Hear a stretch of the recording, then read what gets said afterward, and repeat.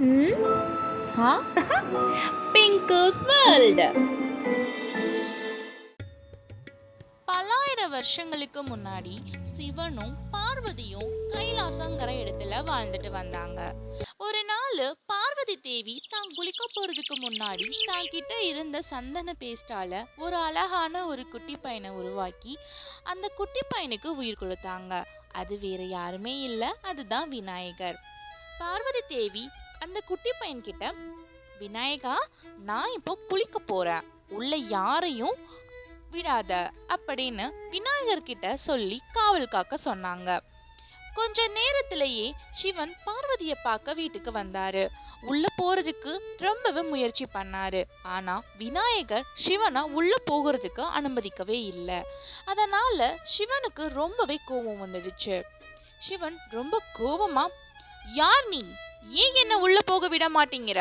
நான் யாருன்னு தெரியாம இப்படி பண்ணிக்கிட்டு இருக்க அப்படின்னு சொன்னாரு. அதுக்கு விநாயகர் சொன்னாரு, இல்ல, எங்க அம்மா உள்ள யாரையும் விடக்கூடாதுன்னு சொல்லி இருக்காங்க, என்ன மீறி யாரும் உள்ள போக முடியாது அப்படின்னு ரொம்ப கம்பீரமா அந்த கதவுக்கு முன்னாடி நின்னு சிவனை தடுத்தாரு.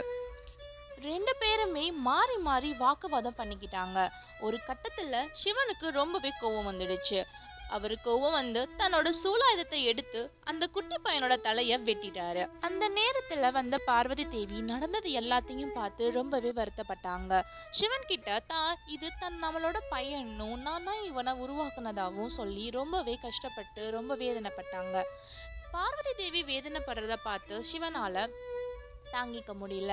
சிவபெருமான் உடனே தன்னோட தேவ தூதர்கள் கிட்ட கட்டளையிட்டாரு, நீங்க எல்லாரும் இந்த உலகத்தோட மூல முடுக்கு எல்லா பக்கமும் போங்க. எந்த உயிரினம் வடக்க பார்த்து தலை வச்சு படுத்திருக்கோ அதோட தலையை வெட்டி எடுத்துட்டு எங்கிட்ட வாங்க அப்படின்னு சிவபெருமான் அவங்களுக்கு கட்டளையிட்டாரு. சிவபெருமானோட தெய்வ தூதர்களும் உலகத்துல இருக்க எல்லா மூளைக்குமே போய் தேடி பார்க்க ஆரம்பிச்சாங்க. அந்த தேவ தூதர்களும் உலகத்துல இருக்க எல்லா இடத்துக்கும் போய் தேடினாங்க. அங்க ஒரு யானை தன்னோட குட்டியோட படுத்திருக்கிறத பாக்குறாங்க. அதுல தாய் யானை தெற்கு பகுதி நோக்கியும் குட்டி யானை வடக்கு பகுதி நோக்கியும் படுத்திருக்கிறத பாக்குறாங்க. உடனே அந்த குட்டி யானையோட தலையை வெட்டி எடுத்துட்டு வந்துட்டு சிவபெருமான் கிட்ட கொடுக்கறாங்க. பெருமானும் அந்த குட்டி யானையோட தலைய அந்த குட்டி பையனோட உடம்போட சேர்த்து உயிர் கொடுக்கறாரு. பார்வதி தேவி விநாயகருக்கு உயிர் வந்ததை நினைச்சு ரொம்பவே சந்தோஷப்பட்டாங்க. சிவபெருமான் விநாயகர் கிட்ட, விநாயகா, இனி நீதான் உலகத்தின் முதல் வணக்கத்துக்குரியவனா இருப்பாய். யாரேனும் ஏதாவது செய்யும் முன் உன்னை தான் முதலில் வழிபடுவார்கள் அப்படின்னு சொல்லி விநாயகருக்கு ஆசீர்வாதம் பண்ணாரு. அந்த நாள்ல இருந்துதான் விநாயகருக்கு யானை தலையும் முதல்ல வழிபடும் தெய்வமாகிற பெருமையும் வந்தது. The end. உங்களுக்கு இந்த ஸ்டோரி பிடிச்சிருந்துச்சுன்னா என் சேனலை லைக் பண்ணுங்க, ஷேர் பண்ணுங்க, சப்ஸ்கிரைப் பண்ணுங்க. It's me pink. பாய்.